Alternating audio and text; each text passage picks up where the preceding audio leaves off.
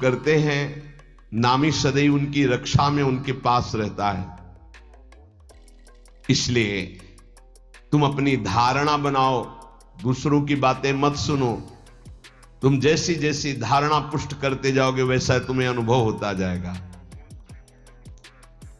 तो नाम जापक को क्या सावधानी रखनी चाहिए जिससे उसका नाम सिद्ध हो जाए?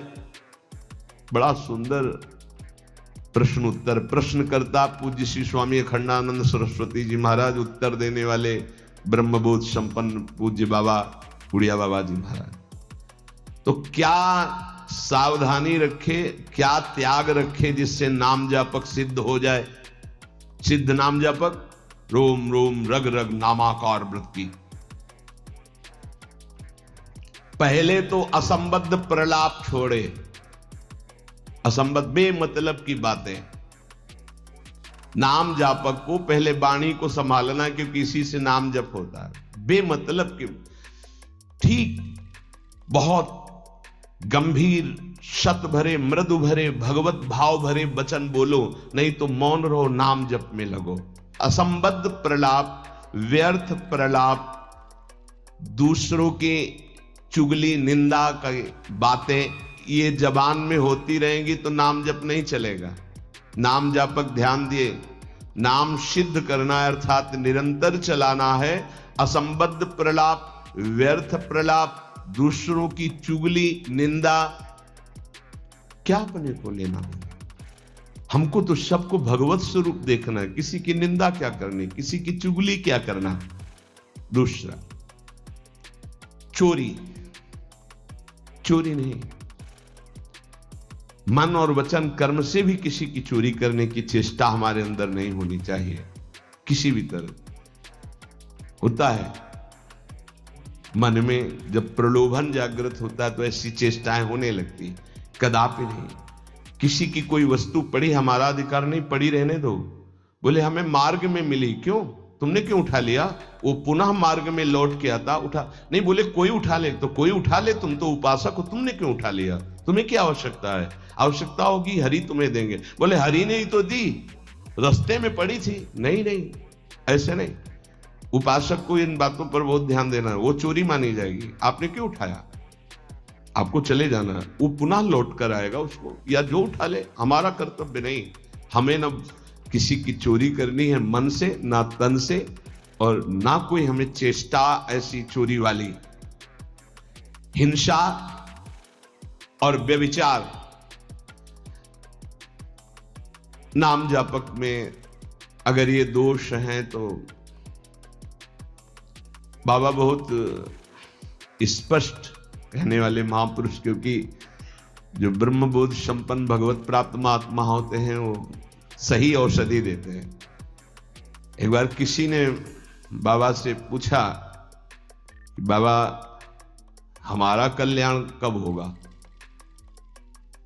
सभा में बाबा ने कहा तुम्हारा 7 जन्म में भी कल्याण नहीं होगा। तो उनका ऐसा बाबा क्यों? इसी शब्द का उच्चारण कीजिए, बेविचारी का कल्याण कभी नहीं। बहुत कठोरता से डांटा, और वो जो देख रहे होंगे वो तभी डांट रहे थे।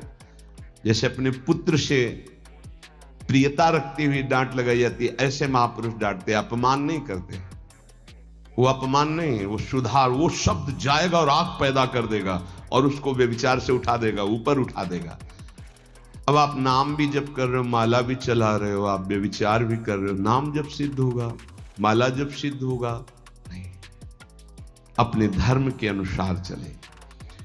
कोई भी नशा करने वाले को नाम जब सिद्ध नहीं होता।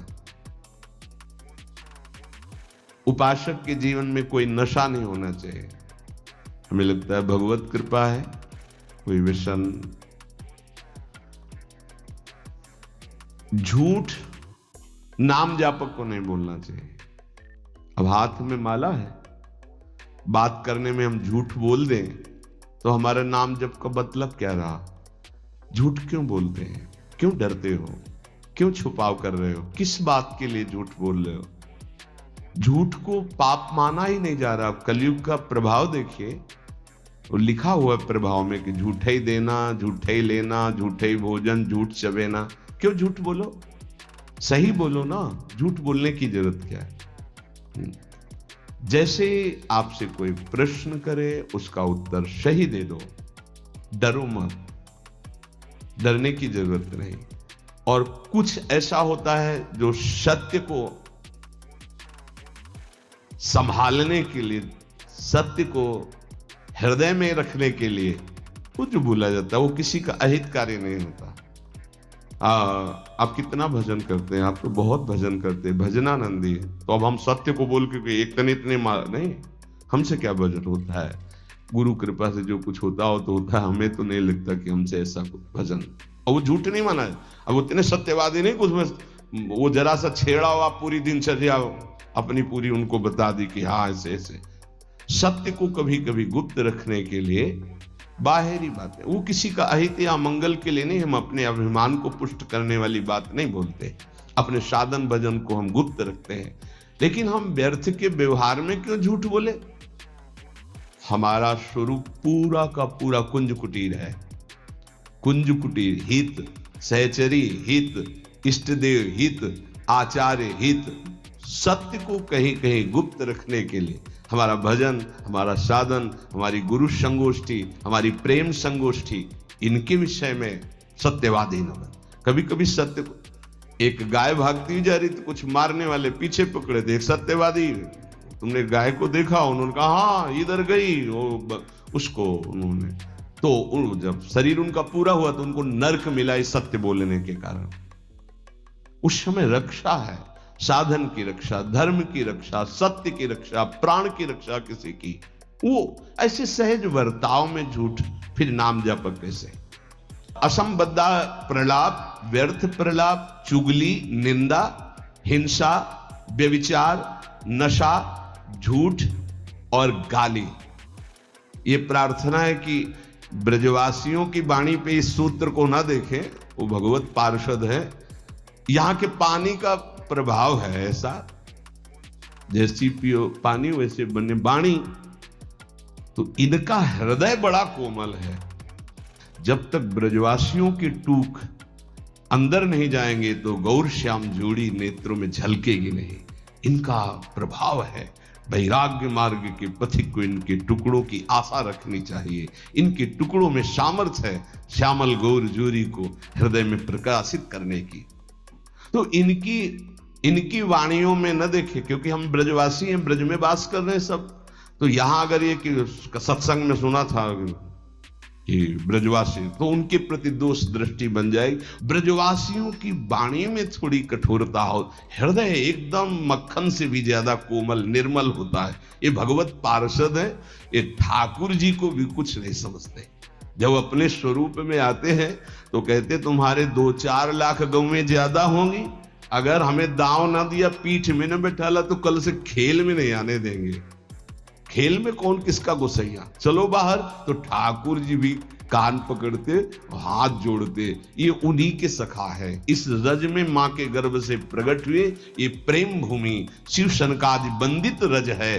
तो ब्रजवासियों पर ये दोष दृष्टि न रखे, अपनी वाणी को संभाले, कभी अश्लील शब्द और गाली आदि न बके, नहीं तो भजन सिद्ध होने में बाधा पड़ेगी।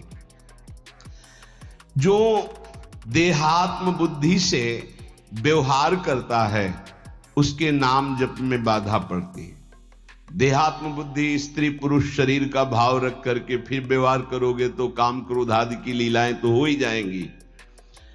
उपासक को सदैव दैवी संपदावान बनना चाहिए। भगवद स्मरण और सद आचरण, ये 2 असाधन को मिटाने के लिए सर्वसमर्थ साधना है। ध्यान दीजिए, समस्त असाधनों को मिटाने के लिए ये 2 बहुत जोर के हैं। भगवत स्मरण निरंतर, ये निरंतर शब्द बहुत कठिन है।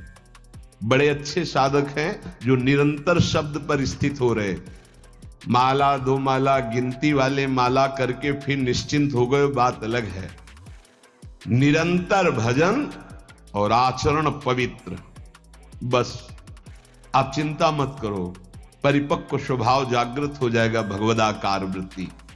भगवान श्री कृष्ण चंद्र जी अर्जुन जी को उपदेश दे रहे हैं, श्रेयान् स्वधर्मो विगुणः परधर्मात् स्वनिष्ठितात् स्वधर्मे निधनम श्रेयः परधर्मो भयावह। अच्छी तरह आचरण में लाए हुए दूसरे के धर्म से गुणों की कमी वाला अपना धर्म श्रेष्ठ है। अपने धर्म में तो मरना भी कल्याणकारक है, दूसरे का धर्म भय देने वाला है। व्याख्या, श्रेयान् स्वधर्मो विगुणः परधर्मात् स्वनुष्ठितात्। बाहर से दूसरे का धर्म बड़ा गुण संपन्न दिखाई दे रहा है, उसके पालन में बड़ी सुगमता है, तुम्हारे मन को आकर्षित कर रहा है। वो धन का, वैभव का, सुख सुविधा का, मान बढ़ाई का, बहुत जल्दी भगवत प्राप्ति का, जीवन भर आराम सुख व्यवस्था का प्रलोभन दे रहा है। तुम अपने धर्म से विचलित होकर उसको स्वीकार कर लेते हैं तो तुम्हें भयावह, भय के सिवा और कुछ नहीं मिलने वाला। ये ध्यान देना है। किसी भी तरह के प्रलोभन से अपने साधन पथ का, अपने धर्म का, अपने मार्ग का त्याग नहीं किया जाता। इसके विपरीत अपने धर्म में बाहर से देखने में ज्यादा गुण नहीं दिखाई देते, धर्म के पालन में बड़ी कठिनता हो रही है, पालन करने में मन नहीं लग रहा, धन वैभव सुख सुविधा मान बढ़ाई है, कुछ नहीं मिल रहा, पूरा जीवन कष्टमय है, तो भी हम अपने धर्म का पालन करेंगे, छोड़ेंगे नहीं, तो परम कल्याण निश्चित। दो बातें बताएं।